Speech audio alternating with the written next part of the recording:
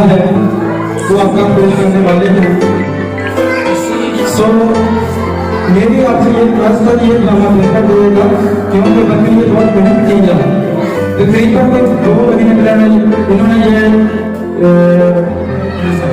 सो अपना हिस्सा है वो मैं अपनी वाइफ करिश्मा को सौंपता हूँ कि वो आए और अपने हिसाब से ड्रामा को पेश करें। जो भी आपके सामने पेश होगी, उम्मीद है कि खुदावंद के फजल से वो आपको पसंद आएगा। खुदावंद ने जब्राइल फरिश्ता को नासरत में एक कमारी के पास भेजा जिसकी मंगनी दाऊद के घराने के एक मर्द यूसुफ के साथ हुई थी। कमारी का नाम मरियम था। फरिश्ता ने उससे कहा,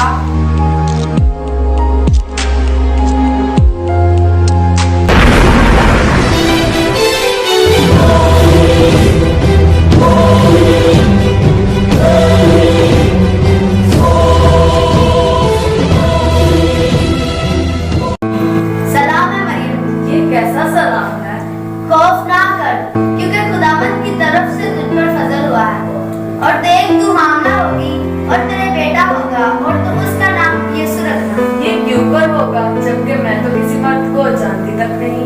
क्योंकि रूह कुदरत तुझ पर नाज़िल होगा और खुदाई ताला की कुदरत तुझ पर साया डालेगी और इस सबब से वह मौलूद मुकद्दस खुदा का बेटा कहलाएगा। मरियम ने कहा, मैं खुदावंद की बंदी हूँ, मेरे लिए तेरे कौल पे मौजूद हो। तब फरिश्ता उसके पास से चला गया।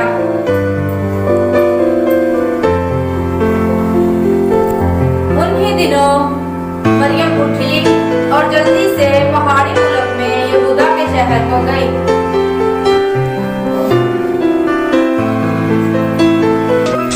सलाम बहन।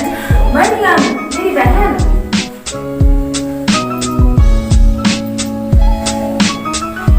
तू औरतों में मुबारक है, मुबारक तेरे पेट का फल। मुझ पर ये फजल कैसा कि मेरे खुदावंद की माँ मेरे पास आई। जो ही तेरे सलाम की आवाज मेरे कानों में पड़ी, बच्चा हमारी खुशी के मेरे पेट में उछल पड़ा। फिर उन दोनों ने मिलकर खुदावंद की हिम्मत की। मेरी जान खुदा की बढ़ाई करती है, मेरी जान खुदा की बढ़ाई करती है। मेरी रूह मेरे मौला जी खुदावंद से खुश हुई। मेरी जान की बढ़ाई करती है।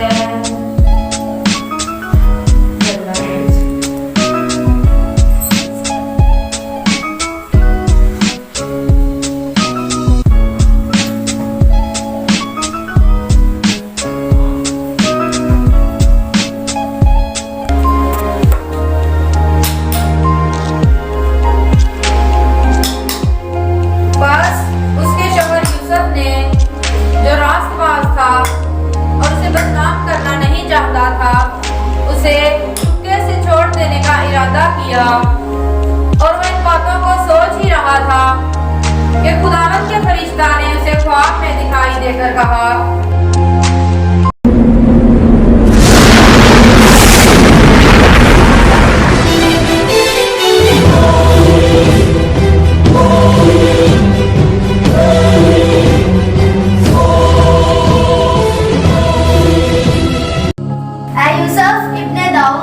अपनी बीवी मरियम को अपने हाथ ले आने से ना डर, क्योंकि जो उसके पेट में है वो रूह कुदस की कुदरत से है। बस यूसुफ ने जाकर वैसा ही किया जैसा खुदावंद के फरिश्ता ने उसे हुक्म दिया था और सब लोग नाम लिखवाने के लिए अपने अपने शहर को गए। बस यूसुफ भी गलील के शहर नासरत से दाऊद के शहर बैतलहम को गया।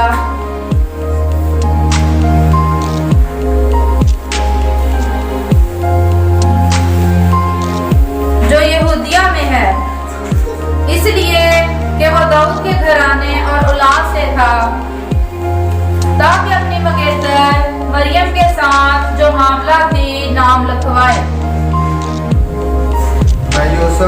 लिए तेरी बीवी मरियम।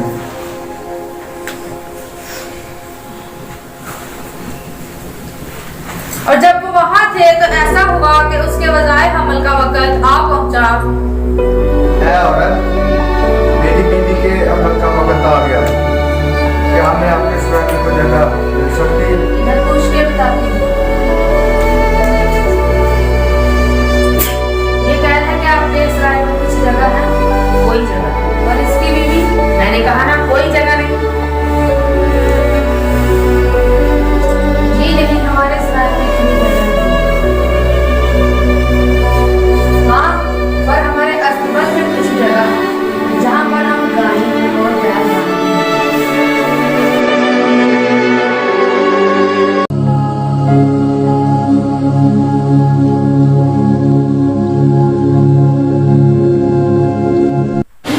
और उसका पहलौठा बेटा पैदा हुआ और उसने उसको कपड़े में लपेटकर चरनी में रखा, क्योंकि सराय में जगह ना थी।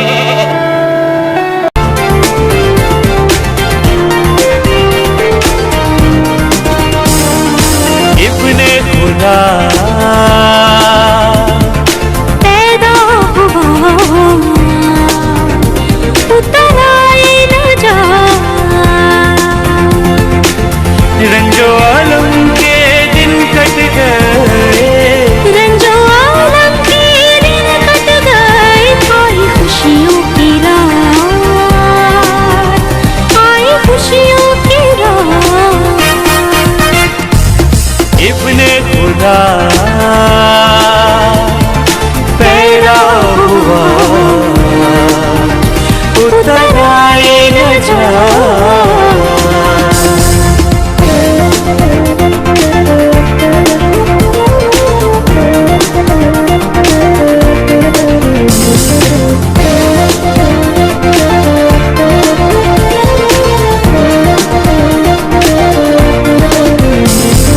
कैसी मोहब्बत बाप ने हमको है दिखाई।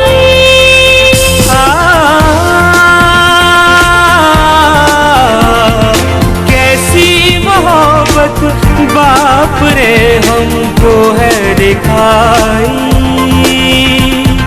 बेटा जहाँ को दे दिया, ये है खुदाई।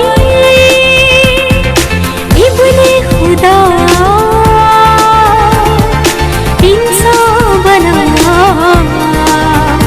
है अनोखी बात।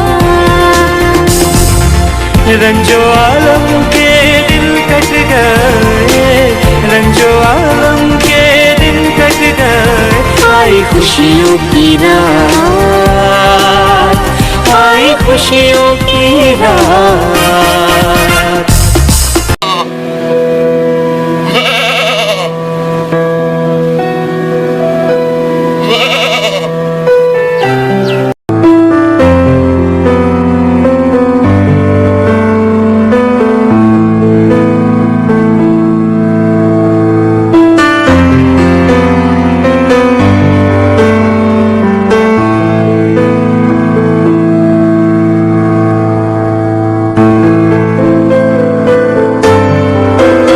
उसी इलाके में चरवाहे थे जो रात को मैदान में रहकर अपने गल्ला की निगहबानी कर रहे थे, और खुदावंद का फरिश्ता उन पर नाज़िल हुआ और वो डर गए।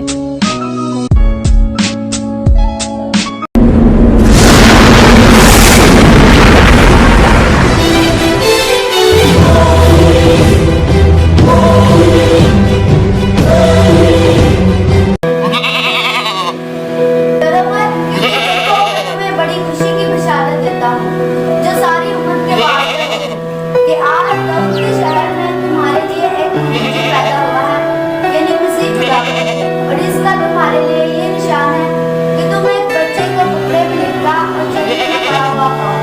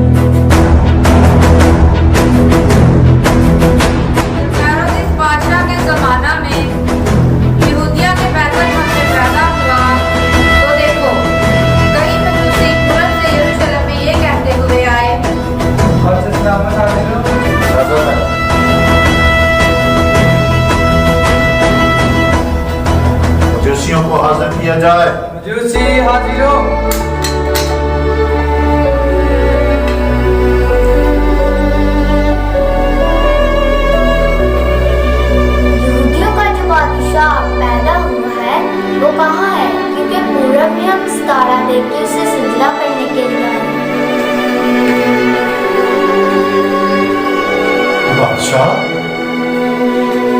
यहाँ का बादशाह तो मैं हूं। कौन बादशाह? कैसा बादशाह? मेरी सल्तनत में कोई और बादशाह? ये कैसे हो सकता है? जाओ, जाकर उस बच्चे की बाबत ठीक ठीक दरियाफ्त करो।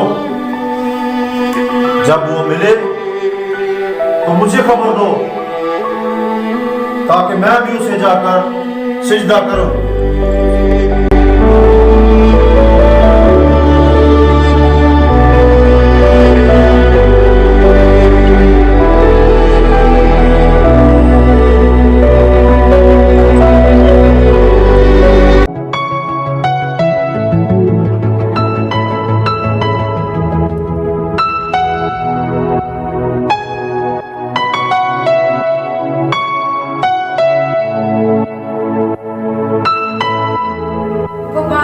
बात सुनकर रवाना हुए और देखो, जो सितारा उन्होंने पूरब में देखा था वो उनके आगे आगे चला, यहाँ तक कि उस जगह के ऊपर जाकर ठहर गया जहाँ वो बच्चा था।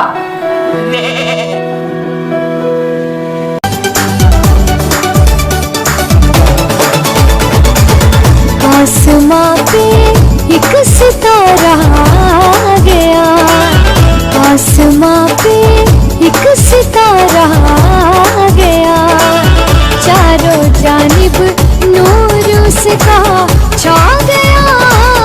आसमां पे एक सितारा आ गया, चारों जानिब नूर उसका छा गया। आसमां पे एक सितारा आ गया। वो सितारे को देखकर नहायत खुश हुए और उस घर में पहुंचकर बच्चे को उसकी माँ मरियम के पास देखा और उसके आगे गिरकर उसे सजदा किया और अपने डब्बे खोलकर सोना, मुर और लुबान उसके आगे नजर किया। तारे पीछे पीछे सी आए ओनो लब दे, तारे पीछे पीछे सी आए ओनो लब दे, मन के खुदाया नू करण नू सजदे, मन के खुदाया नू करण नू सजदे। अगे चली तारे संग राह दिखलाया अगे चली तारे संग राह दिखलाया बादशाह किथे जेड़ा जगे उत्ते आया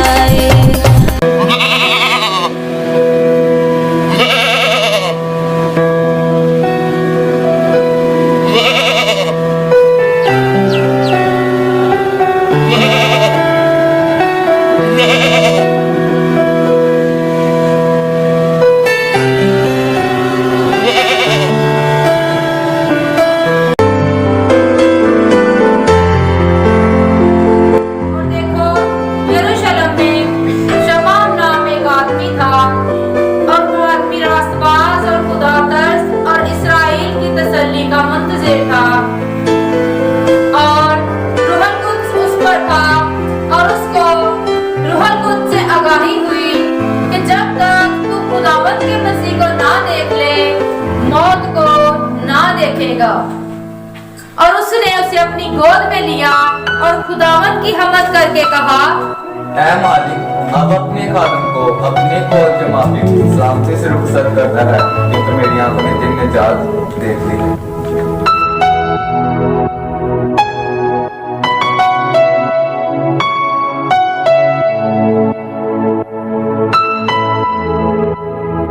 और जब वो उन दिनों को पूरा करके लौटे तो देखो वो लड़का यीशु यरूशलेम में रह गया और उसके माँ बाप को खबर ना हुई, मगर ये समझकर कि वो उसे अपने रिश्तेदारों और जान पहचानों में ढूंढने लगे।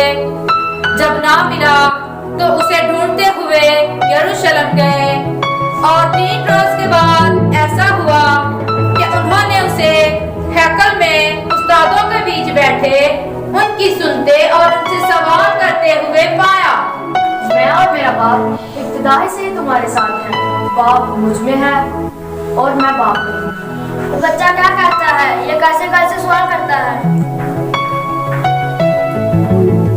और जितने उसकी सुन रहे थे उसकी समझ और उसके जवाबों से दंग थे।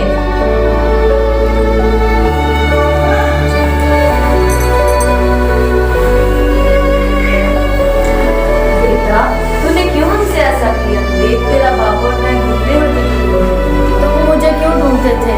क्या तुम्हें मालूम ना था कि मुझे मेरे बाप के यहाँ होना जरूर है?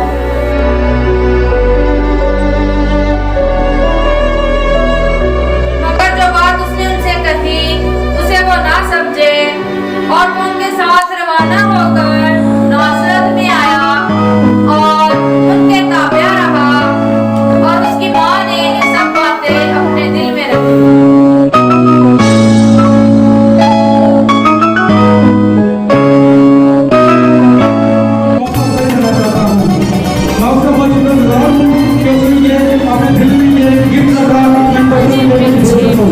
उसने इन बच्चों के लिए से आजाद दिया, नाम तो दिया है कि लोगों को बात